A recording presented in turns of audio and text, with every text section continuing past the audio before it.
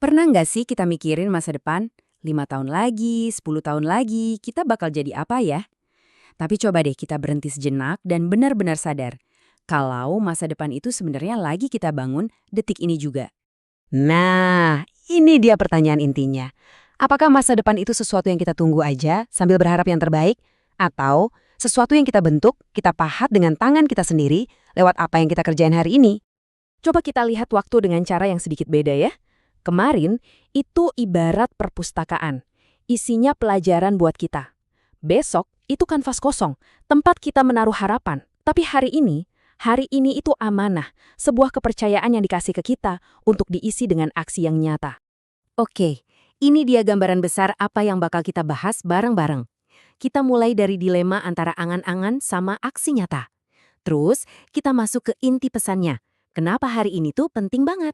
Kita juga bakal lihat contoh dari para teladan, pahami kekuatan konsistensi, dan yang paling penting, gimana caranya kita bisa langsung mulai. Oke, bagian pertama. Ini tuh kayak pertarungan klasik di dalam diri kita sendiri. Kita mau terus berdiri di pinggir kolam, cuma ngebayangin segernya air, atau kita mau langsung lompat.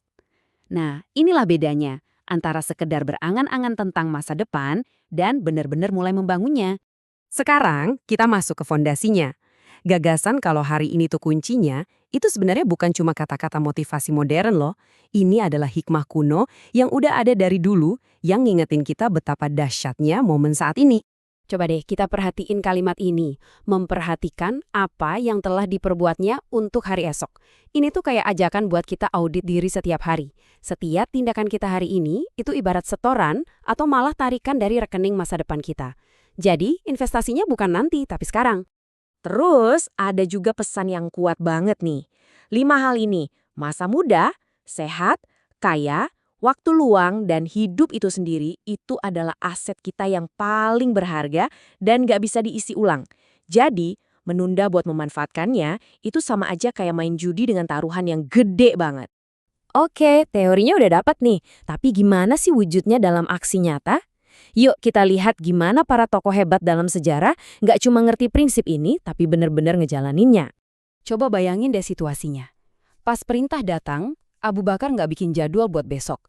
Aksinya terjadi detik itu juga. Begitu juga dengan Umar bin Khattab. Transformasi dirinya itu bukan proyek jangka panjang, tapi sebuah keputusan instan yang langsung mengubah arah hidupnya selamanya. Kehebatan mereka ada di kecepatan eksekusi mereka di momen yang menentukan.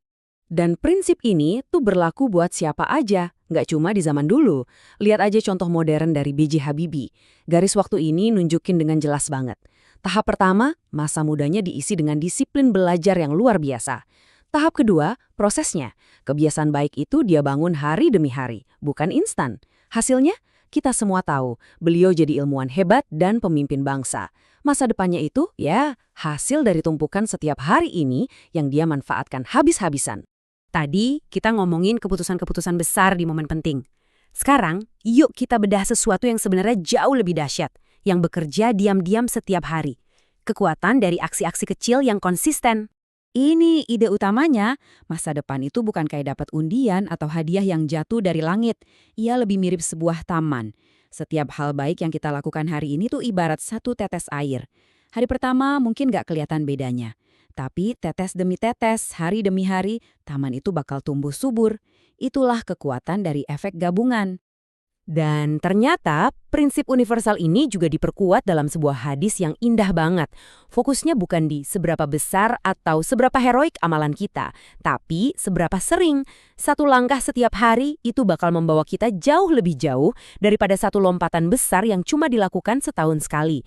Intinya, konsistensi ngalahin intensitas. Oke, semua ini kedengarannya bagus banget ya kan? Nah, sekarang bagian paling pentingnya, gimana kita mulainya? Bukan besok, bukan nunggu moodnya bagus, tapi di sini, sekarang juga. Sering banget kan kita punya dua musuh besar. Pengennya sempurna, sama pengennya mulai dari sesuatu yang heboh. Kita sering bilang, nanti dah kalau udah siap, atau nanti kalau udah punya modal. Padahal, gerakan itu yang menciptakan momentum. Aksi itu jauh lebih penting daripada rencana sempurna yang cuma ada di pikiran. Yuk, kita bikin ini jadi praktis banget. 3 contoh benih kecil yang bisa kita tanam. Pertama, sholat tepat waktu. Nggak usah targeting langsung sempurna 5 waktu, fokus aja ke 1 waktu sholat terdekat setelah ini. Kedua, baca Al-Quran. Bukan 1 juz, 1 ayat aja cukup, 30 detik selesai. Ketiga, berbuat baik. Nggak usah yang besar-besar, kasih senyum tulus aja ke orang lain.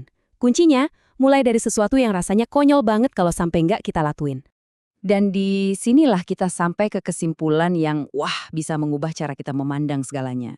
Kita sering mikir masa depan itu sebuah tempat yang kita tuju nanti. Padahal masa depan itu adalah kumpulan dari ribuan hari ini yang kita jalani. Jadi masa depan kamu itu lagi terjadi sekarang. Saat ini juga lewat setiap pilihan yang kamu ambil. Jadi, ingat ya, hari ini itu cetakan buat hari esok. Yuk, kita bikin hari ini jadi sebuah mahakarya kecil karena esok adalah pameran dari apa yang kita lakukan hari ini. Semoga setiap hari yang kita jalani, kita bisa jadi versi yang lebih baik dari diri kita kemarin. Sampai jumpa di pembahasan berikutnya.